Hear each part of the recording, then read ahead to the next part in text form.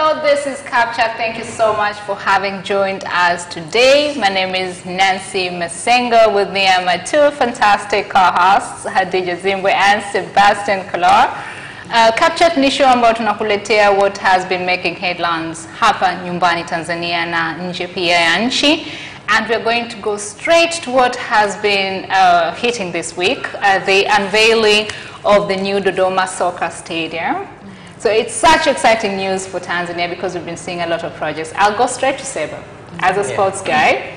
How did you feel that now we're going to have this amazing stadium? Actually, the team behind the construction is going to be made of some guys from Morocco. So we're going to get that international flavor. As a sports guy, what does this mean for football in Tanzania?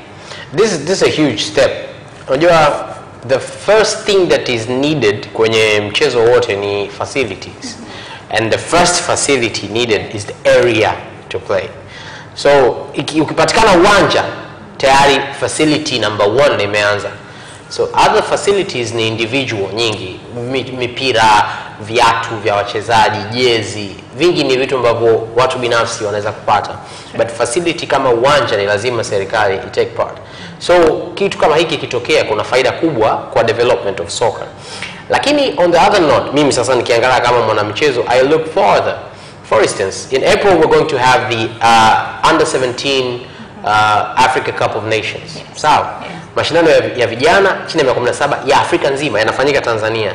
But the competition is going to take place in only 2 grounds. I mean maybe 3. Yeah. Sawa? Which is the National Stadium, the Uhuru Stadium, and the Azam Complex. Okay. If Dodoma ule uwanja ukiwepo, manake when we want to host something else, tunaweza kupeleka kule mashindano. Na kupeleka kule mashindano pia kuna faida nyingine tena. Of course tourism and whatnot. Lakini pia kwenye mikakati ya soka, yani mnaitaga zile techniques za kuweza kushinda.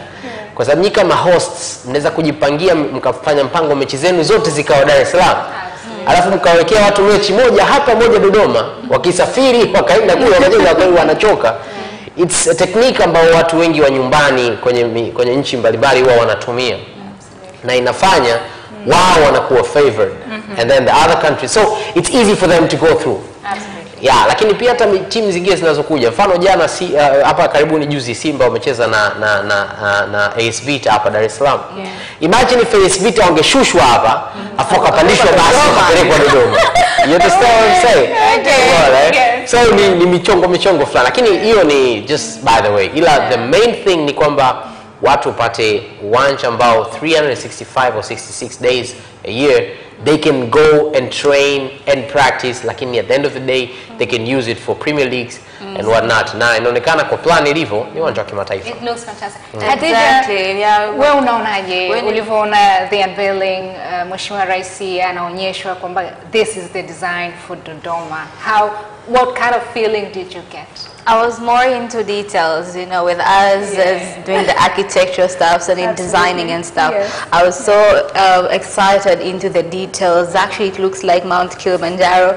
Again, another way of selling our own things. And then the rest of the things about tunaiona, it's one of a kind. Yani, it's going to be very unique. Tutaendelea tena kuheshimika zaidi na zaidi. Unajua tulikuwa tunafikiria uwanja wetu wa taifa tuliokuwa nao, by the time we launch we were like, oh, that's something big. Hey, something bigger is coming on the way. So we're really excited about it. For me, actually, you know, we've had a lot of projects going on, and now the most amazing thing for me is people are flocking into Tanzania. Yani watu wanakuja sasa hivi wanting to share our country's progress, etc. So for football fans, I know that it will be fantastic, but for those of us maybe who are not so much into sports, we might find a way of going to Dodoma to maybe tour and see the new stadium. So it's a great move by the government. And now on March 13th this year, actually this month, ilikuwa ni siku ya Kidney Day, Figo. And a lot of people have been saying kwamba sasa hivi unakuta kuna magonjwa mengi ambayo sio ya kuambukizwa. We have diabetes, kuna high blood pressure, na wanasema kwamba usipoangalia hivi vitu mapema, hasa blood pressure, unakuta kwamba the entire system ndani ya mwili wa mtu unaanza kubreak. Sasa the most exciting thing ni kwamba sasa hivi unaona kwamba hata wanaume wanahamasishwa kwamba you have to look into this. Na mimi the scary thing ni kwamba I don't quite know how to not stop myself from getting high blood pressure and maybe later kidney problems. Ni kitu ambacho mimi kinanitia hofu sana. Nikiangalia Seba anapenda sana sports. Na wanasema the best way to combat these things ni ukiwa active, so your body is able to get rid of the excess, zile takataka ambazo zinazalishwa mwilini. So Hadija, ukiangalia how things are treatment wise sasa hivi, unadhani kuna the right facilities kuwawezesha wagonjwa kupata care? Kwa sababu looking at just dialysis ni very expensive. Wewe unaona maybe are we on the right track ama more needs to be done to actually address this? Okay. Uzuri wa vitu ambavyo vinaendelea hapa nchini sasa hivi, mara nyingi vitu vingi vinakuja na campaigns fulani, awareness. Yes. Ile awareness kwanza, mfano kama kidney imeleta panic. Sawa, na recently ambavyo tumeona like Ruge was one of the victims wa kidney. Kwa hiyo imeleta panic moja ambayo imefanya watu siku ile kuwa very sensitive, kusikiliza, kuona. Bugando unaambiwa thousands of people flocked to the hospital kwa ajili ya kufanya testing ambayo ilikuwa inafanywa bure. At the end of the day, the more scarier part is dialysis is very expensive. Unfortunately to say this, kwa sababu kwenye family pia I'm one of the victims ambayo niliona mtu wa karibu who we lost in a very short period of time because of dialysis. Kwa hiyo dialysis again is still a big challenge. I don't know if it's effective enough or tunakwenda hospitali tukiwa late, hata kama unakuwa na uwezo lakini unajiuliza for how long will I sustain this? So again it becomes very scary. Mimi yani I think we should just take precaution kwa sababu kama magonjwa mengine yanavyotokea. Seba, unadhani kwamba leading an active life labda tunaweza control at an early stage hii hali ya kuwa na haya magonjwa ambayo si ambukizi? I know you're very active and very healthy. Wewe unaona kwamba kuna njia tunaweza combat this mapema, yani kabla haijafika at an advanced stage? Yeah, there's two things that I think can be happening here. First of all, we have to remember that family is the basic unit of life. Sawa. Kwa kila kitu kinaanzia kwenye ngazi ya familia. When we say we want to bring awareness to people, the first thing is that families should educate themselves about issues. Mimi nikikwambia wewe kitu sasa hivi na baba yako akikwambia wewe kitu sasa hivi, it's a totally different thing. Especially when you're young. Kwa hiyo kwanza ile ambavyo watoto wanafundishwa toka wakiwa wadogo kwamba how are you supposed to be living ili mwili wako na afya yako iwe katika point inayotakiwa kuwepo. So that's one. Lakini secondly is the lifestyle that we are running. The lifestyle that we have in Tanzania. Hiyo ni problematic sana. Sasa ni Tanzania tu au ni mpaka nje? Globally. Lakini zaidi Tanzania. Kwa mfano mimi nafanyisha watu wengi sana mazoezi. Huwa nawatania kwamba ukishapungua, si nawatania lakini ni ukweli. Mtu kama mnene akipungua, the first thing ataulizwa ni unaumwa. It's a negative thing. Huwezi pungua and then you go home and then watu wakwambie tu kwamba no. Hata rumor itaanza kwamba unaumwa au una matatizo au life has become challenging to you. Manawe, yani kwamba sisi our idea of wealth ni mtu kunenefa kwa Nata vijana wanasema jamaa sasa hizi mambo yanasema na kitabu na tumbo unaelewa. Actually said I'd like to connect to another story that happened with regards to a regional commissioner Paul Makonda initiative on prostate cancer.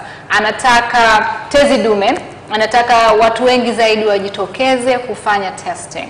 Kwa hiyo umeongelea lifestyle. Sasa ukiangalia katika swala zima la kufanya initial testing, unadhani tunajitokeza kwa wakati kwenda kucheki for any symptoms kama our bodies are acting, you know, performing the way they should, unadhani kwamba we are doing our duty as citizens of this country, ama tunasubiri it's too late and everything just goes haywire? Okay, nikisema culture, that's a culture. Now that's a cultural problem. Yeah. First, hiyo kwamba tunapenda zaidi kuwa na miili mikubwa na kuwa yani kujiachia, ndio tuna mashavu nini, na mimi ndio huyu maisha yake ni mazuri. Kwa mtu anaogopa kupungua kwanza, anatamani kuendelea. That is one. Lakini secondly, kwenye mambo ya testing sasa, that's another thing. We don't go to the hospital unless we're sick. Umeelewa? Yani sio mpaka symptoms zianze kuonekana ndio tunaweza kwenda. Hatuna desturi ya kusema kila miezi miwili. For instance, mimi kata Morogoro, kukuwa na magonjwa mengi sana yanakuta watoto. Mama yetu sisi alikuwa anatupima, tunaenda kupima after every 2 months nafikiri. Umeona? Kwa mara nyingi sisi tulikuwa hatuugui kama watoto wengine kwa sababu by the time tunakaribia kuumwa hicho tunachotakiwa kuumwa yeye tayari ameshatuwahi. Minyoo nini anatucheki vitu fulani. But why do you think there is this reluctance, hofu ya kutaka kujua your health status? Hofu ni mazoea. Sababu watu wengi anaweza kaenda for testing afa asirudi kuchukua majibu. Mimi nafikiri ni mazoea na umuhimu. Because we want, mimi ninapojua sio hata kwenye maendeleo, angalia sisi wabongo tulivyo. We like something which is like short term. Umeelewa? Yaani nikiambiwa kwamba ukitumia let's say ukitumia maji haya kwa miaka 5 au miaka 10 meno yako yataharibika. I won't trust that. I won't niambiwe haya maji ukitumia leo kesho meno yatang'oka. Umeelewa? So I want to see something. Hata ukiwa unamuuzia mtu kitu, hata ukiwa unamuelezea mtu kitu kama this will be helpful to you. Anataka manufaa yaone either kesho au baadaye. So we like short term. Short term results or short term problems. Like if something is going to cause me short term problems, I'm going to stop it. Hata bia, kiambiwa kunywa bia, usinywe bia itakuharibia figo au ini au nini baadaye. Nawaza kama kesho nikiamka niko safi nikinywa maji tu vizuri hangover imeisha. So we don't think ahead kuona kwamba hiki kitu maybe kinaweza kikaleta. But let's just the only thing I take comfort from this ni kwamba sasa hivi watu wanajaribu, unajua tuna viongozi wanakuja wanaongelea haya masuala, wanasisitiza. Even Honorable Prime Minister naye alizungumza kwamba we need to, especially for guys, we need to check that out. So for guys out there, please go with the flow, Go with the flow. Kiambu mwende for testing. Don't hide from home. Wewe umeshaenda prostate testing. Okay, fine. But that's what I'm saying. Hii issue ya prostate cancer, it's a bit, kuna myths nyingi. Mfano kama ilivyoanza kipindi kile ambacho mambo ya breast cancer, mambo ya cervical cancer, kulikuwa kuna myths nyingi sana. Na ndio maana hata advancement stages zikija, labda kuna chanjo, kuna nini, still bado watu hata hizo chanjo hawaziamini. Then that is likewise kwenye issue ya prostate cancer. Kwanza jana juzi tangu kipindi cha Rais Jakaya Kikwete. And yet again kampeni inasuasua. Yani we are like that. Kuna zile myths zinakuaga nyingi sana. Sasa maybe force itumike kama anavyosema mkuu. Well, the thing is maybe watu wako so advanced. I don't think with all the technology, etc., men out there need to be scared of actually going for a test. There's only one way of testing it. Anyhow, this topic could actually emphasizing on that. This topic actually you need to be tested. It doesn't matter. You need to be tested. You don't know what you're talking about. I don't think Seba will be scared of that. Would you be scared? Yes, I will. I'm telling you. What do they say about this prostate cancer testing? Labda waangalie a more friendly way of checking guys out. Because I hear the method used is imagine mfano kama wakati wana campaigns za breast cancer, na the way you check yourself na nini. Sasa kuna wale wengine wako wanawaza okay, kabla ya kuambiwa kwamba unaweza ukajicheki mwenyewe, mtu anawaza mimi niende hospitali nianze you understand? Atu hawaendi. So hivi vitu sisi wenyewe tuone tu kwamba kuna umuhimu. Absolutely. Adija, you've summed this topic very well. And now guys, to a rather sad story on Ethiopian Airlines Boeing 787 ambayo ilipata ajali, actually it crashed a few minutes after taking off bound for Nairobi, and all 157 people died. Na leo nilikuwa nasikiliza Deutsche Welle wanasema kwamba yani wanataka kuanza kufanya DNA testing kujua kwamba huyu alikuwa passenger number this, huyu alikuwa passenger number that. Kwa hiyo ndugu kitu walichopewa sasa hivi that they can use to sort of like mourn their beloved ones, wamepewa majivu. Kwa hiyo I just don't know where we're going with air travel, kwamba sasa hivi yani accidents zimekuwa nyingi sana. So Seba, when you think of airline travel, unadhani ni nini hapa katikati kimetokea kwamba sasa hivi yani accidents, yani ukipanda tu ndege kichwani unawaza God, will I arrive there safe? What's going on? Okay, from my point of view, accidents hazijaongezeka. As a matter of fact, accidents zimepungua. Lakini sasa hivi we have it's information age. So information zinafika kila mahali haraka sana. Yes. Kwa hiyo tukisema ajali za ndege zimeongezeka, tunamaanisha kuangalia Malaysia Airlines, Ethiopian Airlines. I mean, these two different worlds. Katika enzi zile mpaka tuje tupate hiyo taarifa ya Malaysia Airlines, mpaka tuje tupate hiyo taarifa ya Ethiopian Airlines. It's a long time. Umeelewa? At the same time, airplanes zimeongezeka na nyingi tu zina land safely. But as we are journalists, we know that is not going to make a good story, saying that 150 airplanes landed safely sehemu fulani. So it's something that happens. Lakini, going back to the story about the Ethiopian Airlines by itself, the first statement ambayo nimeongea ni ili kuwaondoa watu hofu, sababu watu wengine sasa wataanza kuwaza kumbe sasa hivi ndege zimeongezeka ajali. That's not true. That's not true. As a matter of fact, ajali zimepungua. Ila kwa sababu sasa hivi taarifa zinakwenda haraka, kikitokea kitu mara moja ulimwengu mzima unajua na unaamini kwamba ndege zimeongezeka kuanguka, wakati ni ndege mbili ulimwengu mzima. So at the end of the day, that's why I spoke of the first thing. Lakini secondly, safety measures haziwezi kuacha kufanywa eti kwa sababu ndege nyingi zaidi zina land safely. Shida ni kwamba ndege ambayo ilipata ajali, Boeing ilipata pia ajali kwenye ile kipindi ya Malaysia. So it means there was a problem with this airlines. Na wao wenyewe watengenezaji wakaomba kwamba hebu tuache kwanza kutumia. Kumbuka ilikuwa mpya ile ndege. Umeelewa? And Ethiopian Airlines ni kati ya ndege kubwa. It's one of the biggest enterprise. Actually, when you think about Ethiopian Airlines, to me, it used to be Kenya Airlines, but now Ethiopian Airlines, they've done so much actually to make their airline perfect, and it's among the safest. Yes, the safest. It's such aggression that you guys had to go through that, and our condolences are with you, and I know that Ethiopian Airlines, indeed, you'll rise again. Going to Nairobi, guys, toy market. Ilipata matatizo, caught fire, and a large segment of it actually burnt down. Now, hili ni soko ambalo, it has a lot of people, vendors, about 5,000 small trade vendors. Sasa, ukiangalia Nairobi, it's not very big. Ukiangalia Kibera, it's actually in Kibera. Pia nayo iko very congested.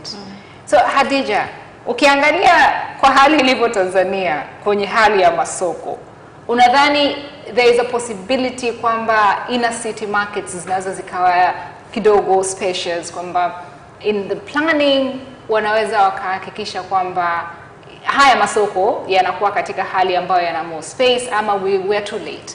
Kama vile uwezi kwenda Manzeso kwanza kwambia you guys need to relocate. Siwezi kusema hivyo kwa sasa hivi. Situation ambayo kwa sasa hivi tunaona masoko yetu mengi yanakuwa renovated. Kwa sababu ya baada ya kuonekana dharura ndogo ndogo kubwa ambazo zina impact kubwa sana ambazo zimekuwa zikitokea.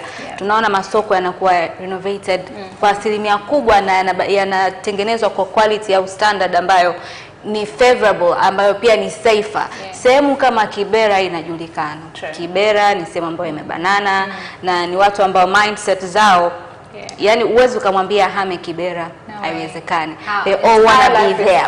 Alafu the kind of vitu ambavyo wanauza, akijiuliza nikienda sehemu nyingine nitamuuzia nani for a place like Nairobi. It's convenient, you know, it's convenient kwa wale watu wa huko. Kwa hiyo wanajikuta wote wanabaki sehemu moja. Something needs to be done. Kibera imeshaunguliwa sijui zaidi ya mara ngapi. And yet again kila governor akija anasema kwamba the first priority wakati wanafanya campaign zao Kibera yani iko sort of like exactly kile kitu ambacho kinafanya watu watake kumpigia kura huyo mtu ambaye huenda asiende akatingia. Sonko amefeli. Yeah, for this Sonko amefeli. Yes. And now moving on to our next story. Actually, it's so exciting for Zambia. A movie by the name of I'm Not a Witch, Mimi Sio Mchawi, has debuted in Netflix. Kwa hiyo sasa hivi tunaona kidogo kulikuwa kuna movie moja pia Nigeria ilikuwa inaitwaje produced by this lady, now ili debut in Netflix. Kwa hiyo tunaona movie kutoka sehemu mbalimbali Afrika zinafanya really well. By Genevieve, Yes, Seba, thank you. What's going on with our own homegrown talents with regards to movies? Unadhani labda na sisi siku moja tutawaona kina you know, like kina Mona Lisa and other people actually on Netflix? Unadhani kwamba we are doing enough to actually conquer not conquer per se, but you know, kwa interest watu ambao wako nje Tanzania kutaka kujua what's going on hapa nyumbani? Sijui, lakini naona kama sekta ya movie Tanzania ina watu wachache, yani kuna watu fulani ambao nguvu zao au mbio zao zina focus, target yao ni sehemu fulani tu. Alafu mwenye focus ya kwenda mbali sana wanaonekana labda ni wawili watatu au mmoja fulani hivi ndo ana speed ya kwenda kufika mbali. So it's like it's not a collective group of people who are working on making sure that we are taking our movies to another level. That is so true, Hadija. We don't have that. We're seeing just efforts za mtu mmoja. Are we gonna go there? Sema, wewe unaona vipi? Unadhani kwamba kama Hadija anavyosema, unadhani there is not enough collective effort kuhakikisha kwamba hili gurudumu actually has momentum to break into international markets? Unadhani tunaweza ama tunaweza? Tunaweza kwa sababu kwanza tuna audience kubwa ya Bongo movies, ikiwemo wa Tanzania, wa Kenya, Waganda, East Africa, wote wanapenda movies za Kitanzania. Na ndio maana naamini tunaweza. Tatizo ni kwamba quality yetu iko limited kwa sababu pia ya audience. Audience inaridhika na quality inayopata. Kwa hiyo I was thinking kwamba hizi movies mbona zina mistakes na nini nyingi. Lakini I was why do they keep on doing that? Like if wewe unapika uji mbaya and then kila siku mimi nakuja kununua kwako, kuna haja ya kutengeneza uji mzzuri. Sababu uji mzuri kwanza utakuwa ghali kutengeneza. Kwa hiyo ni bora utengeneze kwa bei rahisi. Producer nani wote wawe mtu mmoja. Cameraman ndio awe, soundman ndio awe nini, awe mtu mmoja pia. Kwa sababu at the end of the day we are going to watch it regardless. So I think number one, first thing ni kwamba inabidi kwanza Watanzania wenyewe waanze kujua best movies zinatakiwa ziweje.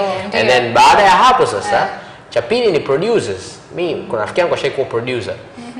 Tanzania wale actors ni wakubwa and actresses ni wakubwa kuliko producers. It can't work that way. It's like a player being bigger than the coach. It can't work that way. It's a producer anaweza kuwa na akili nyingi sana, lakini haizi kumuingizia hicho kitu Hadija, sababu Hadija anamchukulia poa. Being able to be coached by the but at the end of the day kuingia kwenye Netflix na nini I think that's possible, because I think sio kwamba Nigerian movies au hiyo movie ya Zimbabwe ni kwamba yenyewe ni kali sana au kwa sababu ya uhalisia, lakini pia sababu ubaya mwingine ndio huo kwamba mimi sidhani, yani spendi kwa movies za Kiafrika zikiwa I am not a witch. Unajua yani wakati movie ya Kimarekani ni Fast and Furious, magari makali nini, sisi movie ya Kiafrika ndio maana imeingia hata Netflix. As we talk about this movie on Netflix, the Zambian movie, here is another interesting story in Africa again, about this young girl by the name of Stephanie Travers. Amewashinda 70,000 applicants kwa Formula 1 engineer. This girl atakuwa ndio mtu anayehakikisha gari analoendesha Lewis Hamilton linaenda vizuri. Beating 70,000. Africa, and a woman. Guys, that's a heartwarming story, pale. It is, you know, having a representative, at least African, when you Formula One, you know, it's a big thing. Na imetrend sana hiyo story. Watu wengi wamemfahamu sasa, you know, watu walikuwa wanaona nini. Hakuna mtu ambaye alikuwa na further details za ndani, especially kwenye issues kama hizi na kwenye mchezo kama huo magari. Actually, Hadija, mimi nikiangalia sasa hivi ile prejudice, mimi nadhani sasa hivi wa Afrika it's about time tuache kuona kwamba tunaonewa. 70,000. Yani mimi naangalia hizo applicants nyingine zilitoka na ukiangalia Formula 1 ni sports ambayo nje ndo kidogo ina hit. Africa yes, but not to that extent. Kwa mimi nadhani there is hope. Yani I feel very hopeful. Yes, Seba. Okay, I'm a Formula 1 enthusiast. Okay. I'm a Formula 1 fan. Now one of my kwenye checklist ile mojawapo ni kwenda kuangalia Formula 1 one day. Nice. Formula 1 ni mchezo ambao unahitaji technique kubwa sana. Ni kati ya mbio za magari ambazo zinahitaji uwezo wa hali ya juu kwa sababu ni teamwork zaidi kuliko watu wengi ambao hawafuatilii wanafikiri ni kukimbizana na magari tu. There's pit stops, there's whatnot, there's whatnot. Yeah, that is one. Lakini secondly ni mchezo wa matajiri. Wale wanaoendesha wote. That's the reason Lewis Hamilton ni maarufu sana kwa sababu yeye hakuwa mtoto wa tajiri. Lakini wengine wote wanaoshindaga wanaoshiriki. Alianza very small. Kuna mmoja wa Red Bull nafikiri sasa hivi baba yake ndio owner wa team sio McLaren nafikiri. Ambao baba yake ndio owner wa team, yeye ni dereva mmoja. So it kind of tells you kwamba hawa ni watu wa aina gani. Lakini kikubwa zaidi ni kwamba kwenye Formula 1 kuwa engineer, Formula 1 cars are like ni jets lakini ambazo ziko on the land. Yani kuanzia 0 to 100 to 300 miles per hour inaweza kutumia sekunde 3. Seba, it goes to 300. It goes to 400. Wow. That's crazy. Lakini 0 to 300 inaweza kutumia sekunde labda 6. Wow. Yeah. So kuwa engineer wa kutengeneza kitu ambacho mtu anakaa na anaendesha speedi mile 300 per hour sio kitu cha kawaida. Okay, mile 300 sio kilometers lakini inakuwa hapo hivi 200 100 Kwa ni speedi kali sana. Inabidi kushindana, wanaweza wakashindana. Yani kwa mfano mtu wa kwanza wa pili na wa tatu, unaweza kukuta mtu wa kwanza amepishana na mtu wa pili sekunde 0.005. Yani umeelewa? It's like this. So at the end of the day kuwa engineer kwenye kitu kama hicho sio kitu cha kawaida. Let alone being in the Formula 1 maarufu na nini. Just actually wearing the badge, being in the crowd. Able to be allowed to do that. Kwa mfano wanabadilisha tairi kila wanapofanya pit stop. Kubadilisha tairi rekodi ni sekunde nafikiri 2 au 1. Umeelewa? Sekunde 2 yani wameshabadilisha tairi zote 4 na zimetoka. So you can tell kwamba ni kitu. So it's kudos to the home girl. It is great for Stephanie. A great achievement for an African young lady. Good one on you. And now guys, Instagram crash this week. Na wale ambao maisha yetu ni Instagram. Yes, good morning Instagram and not Instagram. Mimi kwangu haikuwa na effect kivile. Hadija, I didn't even notice it. I didn't notice until 7. Okay. In Tanzania, most people didn't notice because it happened when it was at night huko ilikuwa usiku. Lakini Marekani kwa mfano ilikuwa ndio jioni. Ndio ameshika kichwa vile ametaka. So a lot of people in Tanzania did not notice kwa sababu ilitokea usiku wa kuamkia Alhamisi nafikiri. Kwa hiyo ukiangalia now when they're speaking about the impact zaidi wanazungumzia Marekani na sehemu zingine na ni kwa sababu those places were hit kwa sababu those places kwanza ilikuwa mchana lakini pili na kubwa zaidi they're more affected by social media than we are. We think we are affected but we're not. In Japan social media addiction is the same is ranked the same as just alcohol. Actually, and drugs. People get treated for social media addiction. Yani unaenda kabisa hospitali. Ndio nasema yani kuna rehab kabisa kwa ajili ya social media addiction in Japan. Kwa hiyo kule wanawachukulia serious watu hao. Sababu watu wanakuwa wamechanganyikiwa kweli. Kwa hiyo lakini ilikuja kuonesha kwa sababu watu wengi walalamika na nini na nini. na ilikuja kuonesha kwamba jinsi gani ambavyo watu wanaitegemea sana Instagram kwenye mambo mengi. Na mimi ukiniuliza kwa mfano, last week we had a story about Kylie Jenner, kuwa self-made millionaire. But if you ask me, I don't think if there wasn't Instagram, kama angekuwa where she is. I'm not sure. I'm not saying maybe it's a big push. Yeah, it's a big push. Kwa mtu kama yule, sasa yule pale yuko kwenye top. Imagine if ingekuwa tu ni watu wengine sasa. Unajua angalau watu wengine ambao wao toka asubuhi they just do it for the likes, they don't do it for the love. Umeelewa? Hao watu wanateseka kwa kweli. Lakini imetushtua pia kwamba kumbe there can be life, we can go back to life without Instagram. How would that be? Hebu jiulize leo kwa one miserable life. If I didn't have Instagram, mine would just be okay. Mine would be I'm thinking for those who like post stuff for others to buy, I think yani I can't name Duka lakini business Instagram ukiliangalia na ukija kuliona hivi, oh God, guys, we will take a quick break actually, so when we come back we'll go to our main topic. Please don't go anywhere. Remember that on our main topic you can call us on 0677 333 000. Please don't go anywhere.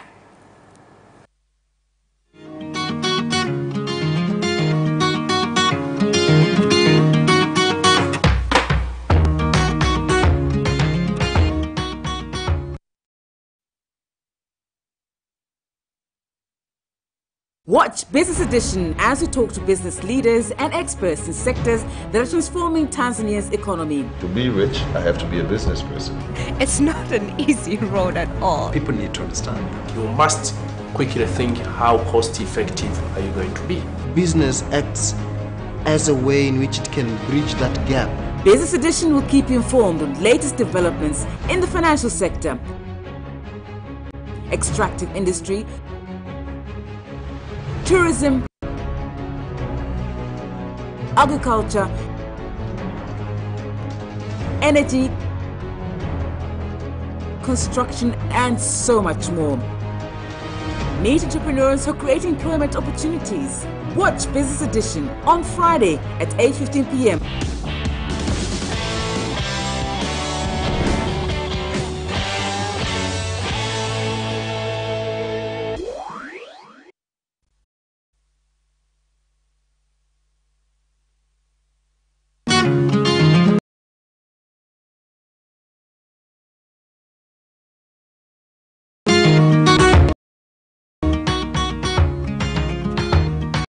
Hello, thank you so much for watching Capital Television and indeed Chat. Kama ndo umeingia sasa hivi nyumbani, labda ulikuwa umetoka, you've missed so much. Tulikuwa tunaongea mambo mengi from the Regional Commissioners Paul Makonda's initiative on Tezi Dume, as well as other European Airlines crash, as well as the great entertainment story on sports here in Tanzania about the new Dodoma soccer stadium that actually got unveiled this week at Ikulu. Now we're moving on to our main topic, which is sexual bribery. Sexual bribery ni rushwa ya ngono? Yes, rushwa ya ngono, guys. So please, you can call us on 0677 333 000. Hiyo namba itaonyeshwa hapo on your screen. Tafadhali piga utuelezee hii rushwa ya ngono hasa kwako wewe ina impact gani katika jamii. So guys, sexual bribery, how deep is it nadhani kwenye institutions, everyday life, hii sexual bribery, rushwa ya ngono, mnadhani impact yake nini hasa kwenye jamii? Impact yake ni kubwa sana kwa sababu zamani tulikuwa tunajua rushwa za ngono, hata ukiangalia picha zetu sana unaona the main affected people are women. True. Lakini we were shocked by the time wakati tuna brainstorm these main topics, alafu tunaambiwa kwamba hadi wanaume sasa hivi pia ni victims wa rushwa ya ngono, especially kwenye mambo ya kazi. Sasa unakubalije kutoa rushwa ya ngono, au inakuwaje unatoa rushwa ya ngono? mimi ninavyojua rushwa ya ngono sana inafanikiwa mtu anapokuwa yuko anxious kupata kitu fulani. Kwa hiyo hana namna nyingine ya kupata kile kitu. Hana namna nyingine ya kupata kile kitu zaidi ya kutumia alichokuwa nacho. Na alichokuwa nacho yeye hamna kitu kingine zaidi ya mwili wake. Kwa hiyo no matter how much au atatakiwa ajistretch kiasi gani, atakachoweza kuofa ni hicho. Na atakuwa willing.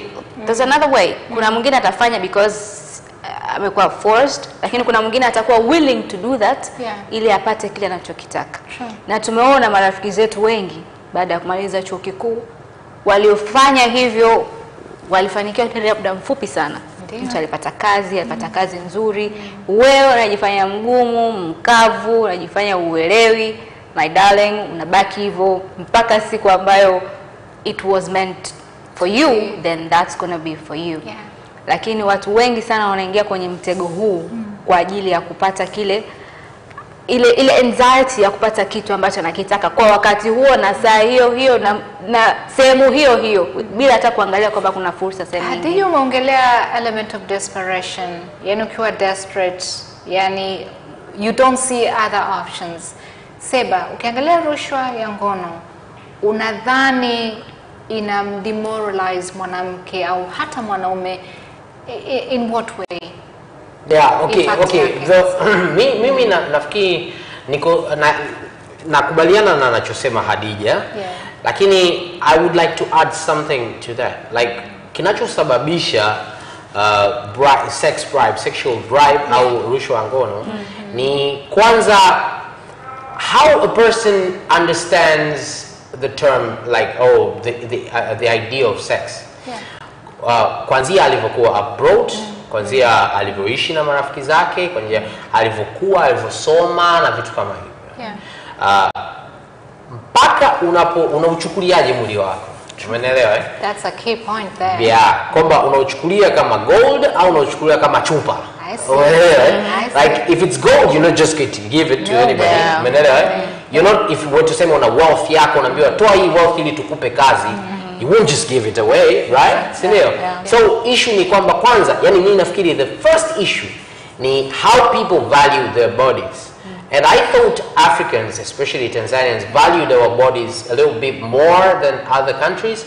Lakini baada nafikiri ya utandawazi na nini, it has changed.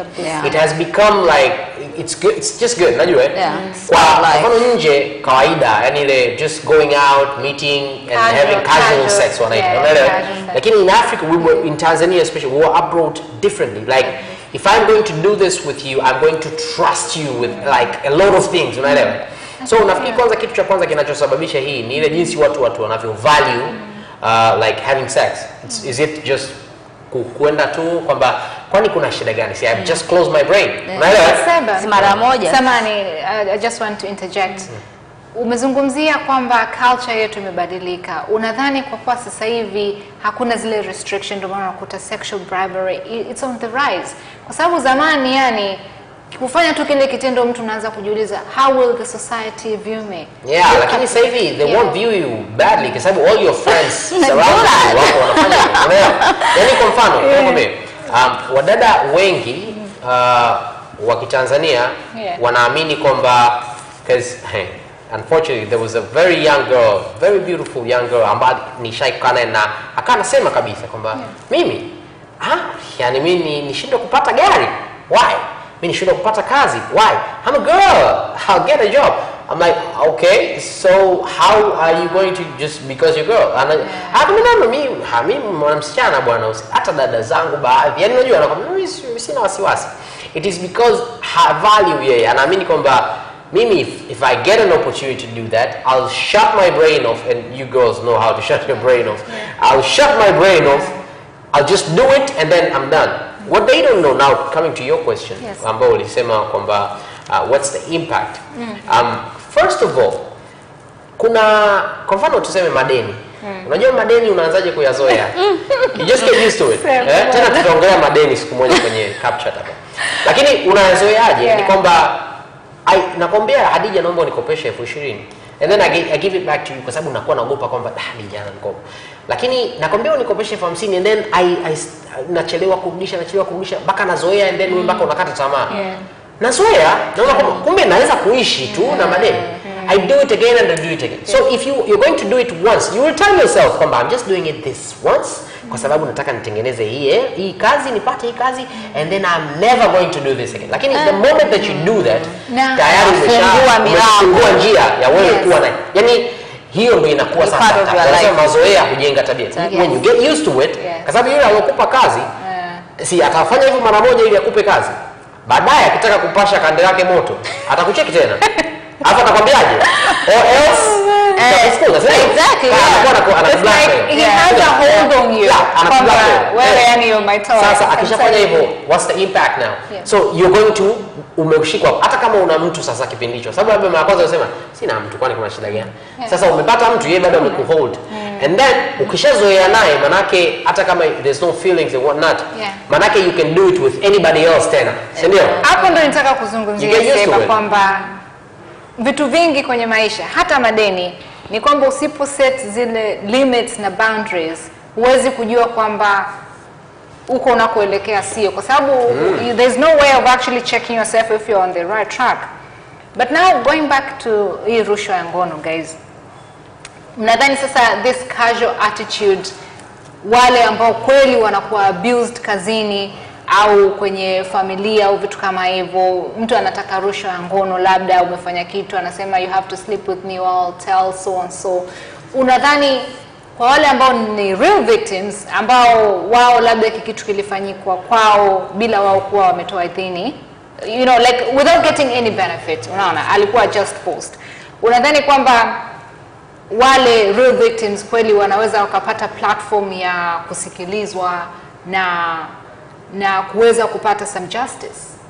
Unajua kwa sababu mtu akichukulia sexual bribe kwa this is just casual, wewe ukienda kulalamika kwanza Seba unaanzaje au Hadija, wewe kwani wewe why you acting like you are some saint, mbona watu wengine wanatoa, what's up with you? Kwa hiyo yani ile ina demoralize hata yule ambaye amekosewa, the victim, kwenda kureport. Do you think na sio tu kwa kuogopa, lakini situation ilipokaa amekalia babaya, he's the boss ama she is the boss, utamwambia nani? Naanza wapi? Mimi nafikiri kwamba as long as I'm going back to the same thing. Like if somebody like rapes you, that's the hard word. What you have to do is go to the proper authorities regardless of who he or she is. Kwa sababu at the end of the day, okay, it's easier said than done, of course, lakini with the facts, it's easy to say when you have the facts because you're not the one involved, unajua. Lakini with the facts, you just need to go to the proper authorities. Kwa sababu at the end of the day, there's also takukuru, these people are not going to stop doing that. Wakigundua kwamba you're going to do nothing about it. Maneno, that's one. Lakini secondly, umeuliza kwamba with this now going on, okay, ubaya wake ina increase kwamba mimi kama nilikuja nikamwambia Hadija kwamba si Hadija, si unataka ile kazi fulani, basi tufanye mpango, alafu akanikubalia, I can easily do it with Nancy. Umeelewa? So that's the worst, that's the bad thing. Kumbe Nancy is not into that. Lakini I can try Nancy as well because I tried you and you said yes. So what do I say? Confidence kwamba there are people who agree. So what do I agree? Wanawaharibia wale. Mimi kuna mdada mmoja tulikuwa tunatembea naye akaniambia, hivi mwanaume anaweza akatembeaje barabarani afa akamsimamisha mdada tu akaanza kumwambia naomba namba yake? Nikamwambia it's because kuna wale wanaosimamishwa na wanatoa. Kwa hiyo hakifikiria anaweza kaisi kwamba na wewe ni mmoja wao. Umeelewa? So huwezi kuwalaumu wateja wao hapo. So that's one.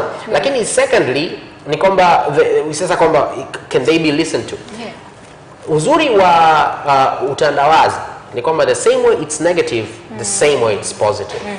Like kwa sababu it's negative kwamba watu hawapati awareness na wanapata matatizo na nini kwa sababu ya utandawazi na nini, kwamba kiangalia nje uaga wanafanyaje. Lakini pia sasa hivi unaweza kuangalia nje watu wanafanya. Angalia hata ustawi wa jamii wa sasa hivi na zamani. Zamani walikuwa wanasikizwa na nani? Lakini sasa hivi juzi in our family we had an issue ambao okay, extended family sana. Lakini there was an issue. Lakini the way those guys handled it, I was like, yeah, that's what I'm talking about. Umeelewa? Kwa hiyo uzuri ni kwamba Sasa hivi sio muda tena wa kujificha if something like this happens to you. But my question is, unajua the more tunaongelea hii sana naona inagusa sana kwa wanawake. Seba, have you for like I said, I had friends ambao they went through that. Kuna wale ambao walifanya kwa kupenda out of desperate. Kuna wengine ambao walifanya kwa kulazimishwa. Lakini I want to know kwa upande wa wanaume, have you ever come across a friend ambaye akakwambia labda wakati akaumbwa kitu kama hicho? Yeah, okay, me what I have seen ni kwamba okay, with women they try you. Okay. They don't, it's not, sure rahisi kuwa force. They're dangling it in front of you. Exactly. Okay, let's not use the word force, let's say manipulate. Yeah, okay, they manipulate you. That's manipulation. Kwamba hivi, with men inavyokuwa ni kwamba kwa wanawake they try. Okay, the ones that I have heard about. Yes. They try. Kwa sababu they've seen guys who fall into it and they're like, okay, I'm cool. I'm gonna do that. No, I don't care. Actually said before ujajibu hilo swala Dija. Niongezea hapo kwa tutajibu yote mawili. Unadhani wanaume the way they receive it, unadhani wanakuwa traumatized like we women are? No. Then they don't. No. I don't think so. It depends though. It depends. Kuna mama unamwona unasema, wow. That nigga went into that. You're like, okay. And then, at the end of the day, what I'm saying is, kuna watu ambao wako into that. Hadi wapo wale tunaita Mario. Yani anayetaishi kulelewa. Like kuna kwenye kazi na nini kuna majamaa ambao wao wako willing to do that. They're like gigolos or something. So, wale wa mama wanachofanya, they don't like force it either directly. They try it. They try it in a way that is like, unajua, in a humble way. Kwamba tu, hey, like, okay, nini, we can walk, we can talk and do this. And then in the long run, they will like show, kwamba I said, this is what I want. And then, sasa, it's up to the guy. Kama yuko down, kwa sababu atapata faida obviously. Kwa sababu anaonyeshwa kwamba if you do this, like, utafaidika. Is that benefit? Yeah, mimi najua mshikaji ambaye ana roho ngumu. Alijitahidi kwa kweli, alipambana. Lakini ukiangalia at the end of the day ni kwamba si kwamba alikuwa ile forced, unajua sio kwamba alikuwa ile forced. Mimi nadhani hiyo ndio tofauti, kwamba kwa wanawake kuna ile kulazimishwa, wakati kwa wanaume kuna wanawake wanakuwa obsessed. Mwanamke akiwa obsessed unamjua wewe. Yani mwanamke amekuwa obsessed na wewe, sasa mimi I'm a deal with you. So by that experience. Sasa hapo wewe ndio unapata experience. Ni mtu mzima na anataka anaweza kukuharibia yani somewhere. Sasa kitu kama hicho Seba, advice wise unatoa ushauri gani? Kwa mfano kwamba uko kazini, this person is making some sexual advances, unajua usipofanya hivyo you forever be a doormat, wewe unafanyaje? Yani advice wise wewe utamshauri mtu vipi? You can never be forever a doormat. That's my point. Yani my point is, if you're going to agree to it now, you're going to agree it again later. And maybe with someone else also. Yeah, with someone else. So my point is, the first point that I said. Yes. How do you value like your inner self? How do you value your nakedness? Yani how do you value that? So if you value that, vitu vingi sana utaweza kuvihinini. Lakini my second advice is from the Bible actually. Joseph ambao aliuzwa na kwa wale wa Kristo najua story. Yule Yusufu aliuzwa na kaka zake. Akapelekwa kule Egypt, ndio? Alipofika kule akafanywa msaidizi wa mfalme. Baada ya kufanywa msaidizi wa mfalme, mke wa sio mfalme, kwa second to Pharaoh. Yule mtu wa chini ya Pharaoh. Yule mtu ni mtu ambaye anaweza kupata mwanamke yote anayemtaka. But how his wife, imagine his wife alikuwa mzuri kiasi gani. Now yule alimtamani Yusufu, akataka kummanipulate. Yusufu alipomkataa, yeye akamsingizia kwamba ametaka kumbaka. Lakini Yusufu hakumkataa. The Bible said he fled. So sometimes you gotta fly. Yani if you see something like that, we are men. Sisi guys hatuko kama wanawake. Wanawake anaweza kusema no, I don't want to do that. Hata ukae naked up, they say no, I don't want to do that. Lakini sisi we get tempted easily. We're like, okay, I'll just do that. No problem. So ukiona tu ile inaelekea kule and then labda na wewe ni mnywaji kidogo, kuna vyombo vinaelekea pale. Fly away. And Khadija, Seb has given us some interesting pointers as a guy, for you as a lady.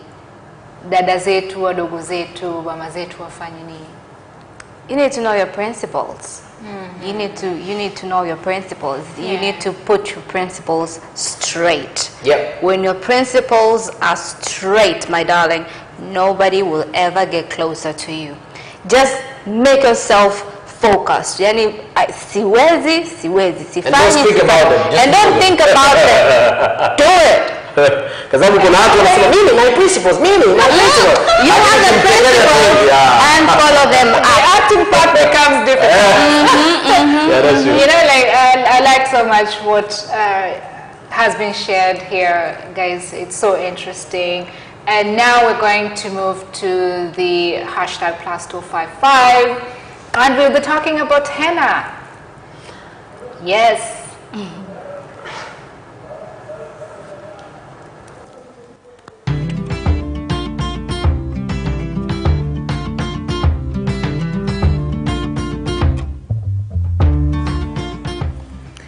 Hello viewers of Capital Television and indeed CapChat.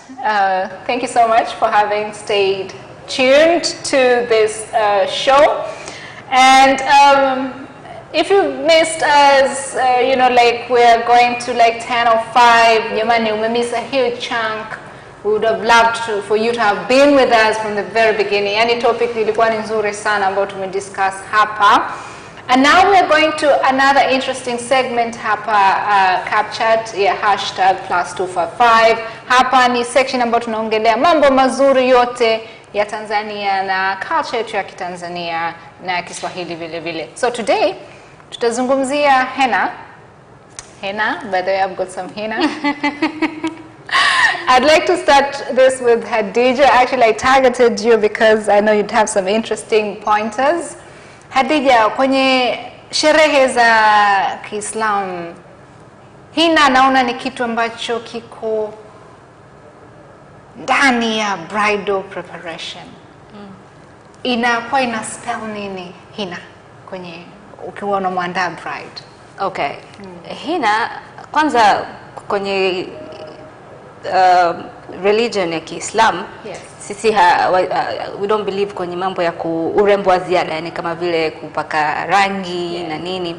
Kwa hiyo tunatumia natural way of beautifying ourselves, including kupaka henna na ambapo tunachora huku kama tattoo fulani, lakini ni urembo ambao unatumia natural things ambao ni majani ambayo sasa hivi yamekuwa advanced sana. Zamani henna ilikuwa ni majani tu yanaanikwa, bibi anaanika au mama au kuna mtu yuko nyumbani unaanikwa, unatwangwa, unatiwa maji na ndimu kidogo kuongeza activate ile henna ile uweze kukipaka yani michoro ionekane, rangi zionekane. Na henna inapakwa kwenye harusi, inapakwa kwenye zamani, lakini kwenye harusi, kipindi cha sikukuu, watu wanapaka henna.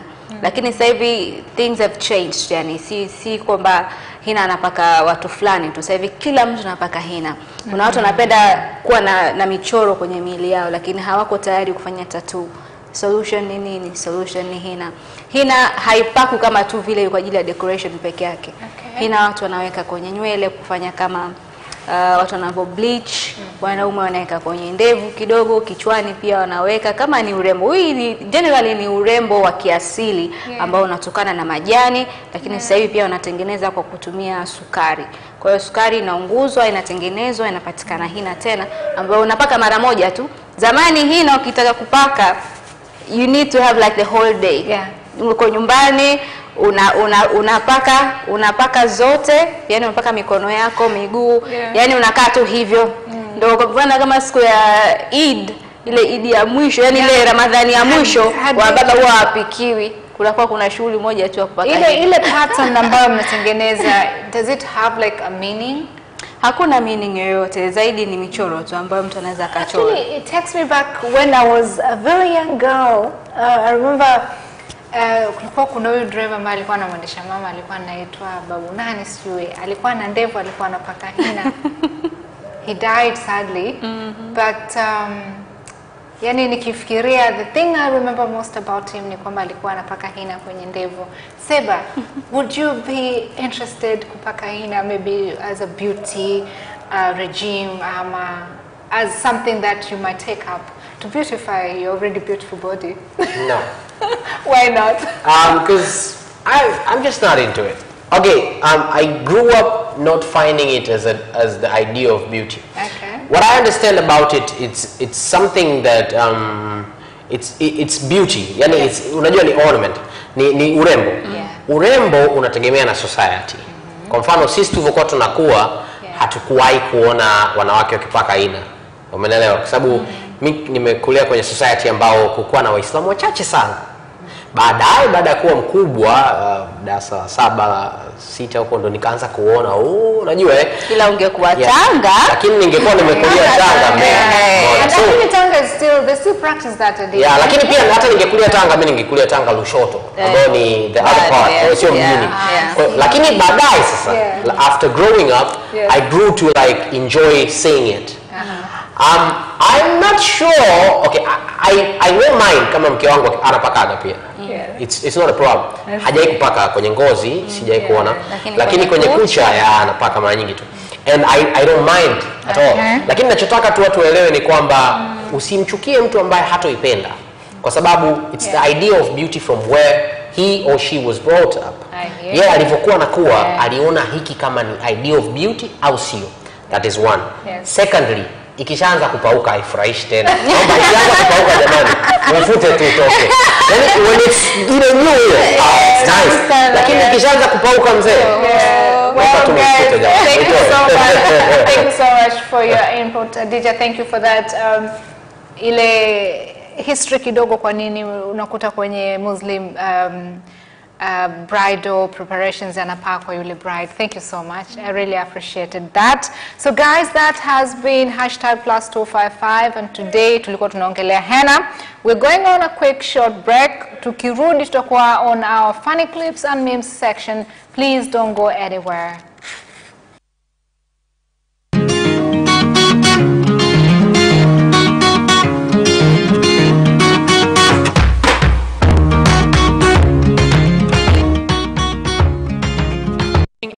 And you're all very welcome. Karibuni sana.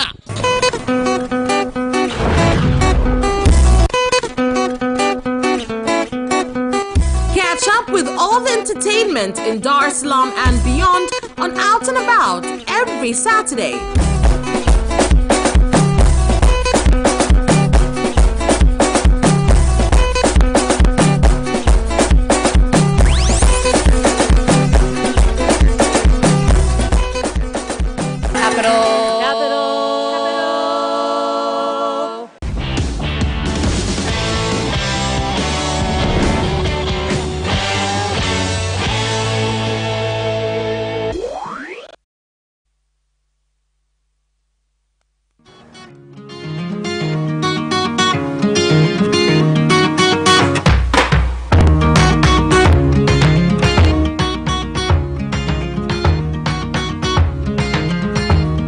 Thank you so much for having stayed on with us. And now we are on our funny clips and memes section. We're going to look at our first meme if our producer is ready. Yes, this one says, when your kids keep telling a story and it won't end. Okay? Na afadhali awe mtoto wako. Mtoto wa jirani unashinda kwa kumkatisha. Okay, let's have a look at the next meme please if it's ready. Well, this is it's Friday night, just got paid. That's a very good reflection actually. Actually, most Fridays are Friday. No tie. No tie Friday. Yeah. No tie for Friday. Yes, it's an interesting way of looking at like paid. Vijana ndo tunahusika nayo sana hiyo. Kisha kwa Friday mzee afu una pesa. Okay. Well, guys, this is the third meme. Shout out to old people for graduating high school without Google. No, you don't have to be old, bwana. Mimi pia I graduated high school. Me also. Okay. Lakini hiyo meme inahusisha wa Marekani na watu wa nje zaidi. For them, mtu ambao amegraduate high school without Google ni mzee. So lakini kwetu sisi unadhani hatu rely as much on Google? Sasa hivi wameanza, lakini pia hata hao walioanza they're not seriously like relying on it seriously. So people are still old school. Bado watu watakuuliza tu sehemu fulani ni wapi, watakuuliza hiki. Kuna mtu anakuuliza kitu cheo cha huyu ni kipi, and you asking yourself kwa nini tu usiende tu Google ukasearch. Well guys, that has been captured for today. Thank you so much to our viewers for having tuned in. I'd like to thank my amazing co-hosts Hadija Zimwe and Sebastian Kolor. Thank you so much once again for having tuned in. Until next time, this has been Captured.